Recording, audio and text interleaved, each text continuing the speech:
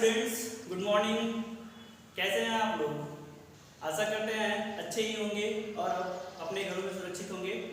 Students, कल मैंने आप लोगों को ऑन हिज ब्लाइंडनेस का फर्स्ट पार्ट पढ़ाया था, लेकिन आज मैं आप लोगों को ऑन हिज ब्लाइंडनेस का सेकेंड पार्ट पढ़ाऊंगा।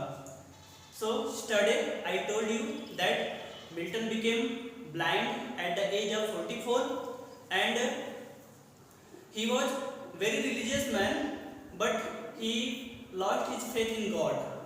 So in the poem this sonnet, poet Milton first described how he lost his faith in God, but when his inner soul replied him, he again gained his faith in God. poet कहते हैं कि जब मैं blind हुआ 44 साल की उम्र में, तो मैंने क्या किया, भगवान के प्रति मेरी जो आस्था थी वो एकदम से समाप्त हो गई। लेकिन जैसे जैसे समय बीतता गया, उनकी अंतरात्मा ने उनको क्या किया, समझाया कि भगवान जो कुछ भी करते हैं वो सही के लिए करते हैं, तो उनका फेथ पुनः वो प्राप्त कर लिए। तो कल मैंने बताया था कि मिल्टन ने कैसे भगवान के अगेंस्ट कुछ बातें रखी। उन्होंने बताया कि हे भगवान, आपने मेरी आंखों की ज्योति ले ली है, तो क्या इसके बावजूद भी आप मुझसे दिन भर का परिश्रम चाहते हैं? जब वो है यह प्रश्न पूछते हैं तो उनका रिप्लाई क्या होता है, वही आज हम लोग पार्ट सेकंड में देखेंगे। So poet said that I fondly ask, I fondly ask, I fondly ask means I foolishly ask. Foolishly means मूर्खतापूर्वक। मैंने मूर्खतापूर्वक पूछा, मैंने अपने आप से मूर्खतापूर्वक पूछा कि क्या भगवान मुझसे दिन भर का परिश्रम चाहते हैं? But patience to prevent, but patience to prevent, लेकिन मेरे पेशेंस ने मुझे प्रिवेंट किया, मुझे चेक किया। चेक किया मीन्स मुझे रोका, मेरे धैर्य ने मुझको रोक दिया।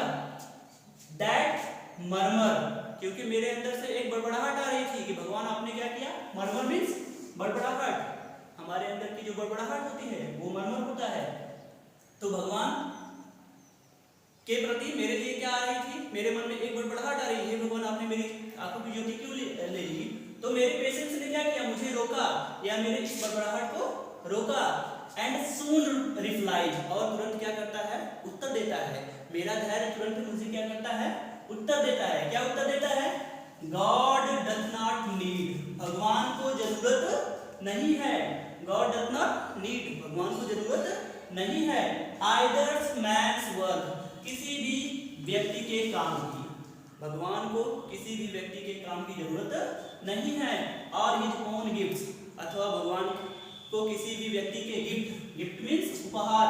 सब लोग मंदिर में जाते हैं क्या करने के लिए, भगवान को उपहार देने, कि भगवान हम आपको उपहार दे रहे हैं, भगवान हम आपको चढ़ावा दे रहे हैं, हमारी ये मन्नत पूरी हो जाए। तो ये सब एक अंधविश्वास है। भगवान को किसी के ना तो गिफ्ट की जरूरत होती है, ना किसी के काम की जरूरत होती है।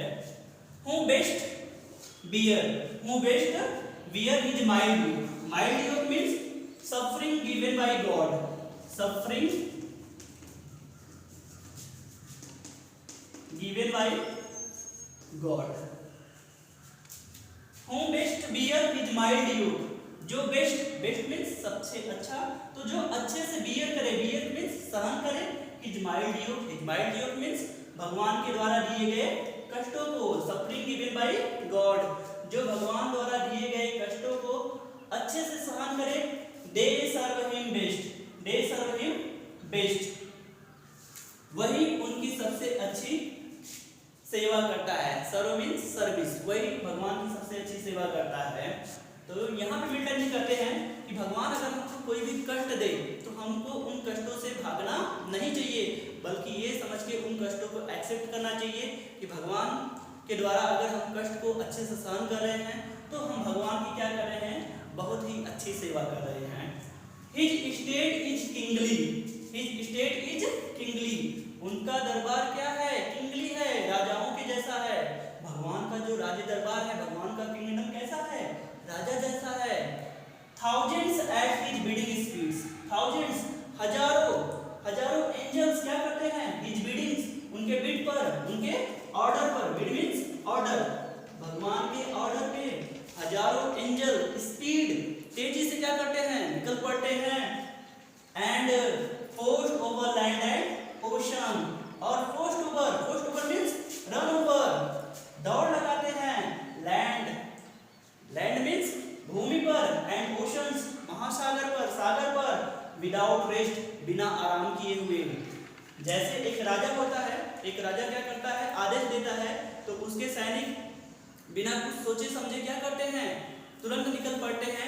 ठीक उसी तरीके से राजा, भगवान का भी दरबार क्या है, राजा जैसा है।